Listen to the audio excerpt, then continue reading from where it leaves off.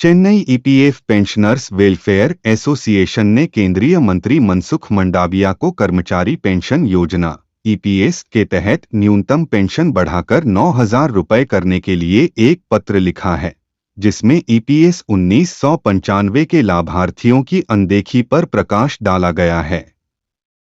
केंद्र सरकार द्वारा एकीकृत पेंशन योजना यूपीएस की घोषणा के बाद जो केंद्रीय सरकारी कर्मचारियों के लिए न्यूनतम पेंशन की गारंटी का आश्वासन देती है, कर्मचारी भविष्य निधि संगठन ईपीएफओ के अंतर्गत आने वाले निजी क्षेत्र के कर्मचारियों ने भी कर्मचारी पेंशन योजना ईपीएस के तहत बढ़ी हुई मासिक पेंशन की मांग उठानी शुरू कर दी है।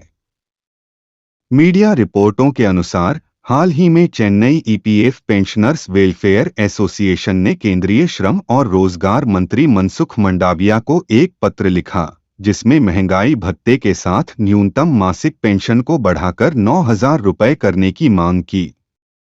इस पत्र में एसोसिएशन ने इस बात पर प्रकाश डाला कि ईपीएस के अंतर्गत लगभग 75 लाख पेंशन भोगी आते हैं।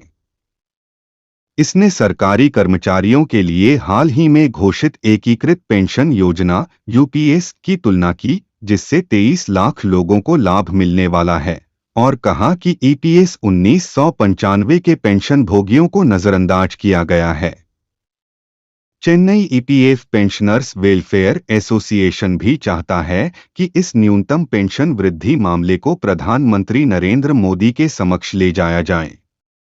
जुलाई में पेंशन भोगियों के संगठन ईपीएस 95 राष्ट्रीय आंदोलन समिति ने न्यूनतम मासिक पेंशन 7,500 रुपये करने की मांग को लेकर राष्ट्रीय राजधानी में विरोध प्रदर्शन किया था। महाराष्ट्र मुख्यालय वाली ईपीएस 95 राष्ट्रीय आंदोलन समिति के सदस्यों में लगभग 78 लाख सेवानिवृत्त पेंशन भोगी और औद्योगिक क्षेत्रों के 7.5 करोड़ कार्यरत कर्मचारी शामिल हैं। सितंबर 2014 में केंद्र सरकार द्वारा कर्मचारी पेंशन योजना ईपीएस 1995 के अंतर्गत आने वाले पेंशन भोगियों के लिए न्यूनतम पेंशन 1,000 रुपये प्रति माह घोषित की गई थी। हालांकि श्रम मंत्रालय ने पिछले साल वित्त मंत्रालय को एक प्रस्ताव भेजा था, जिसमें ईपीएस 95 के तहत पेंशन को दोगुना करके 2,000 रुपये प्रति माह करने की मांग की गई थी,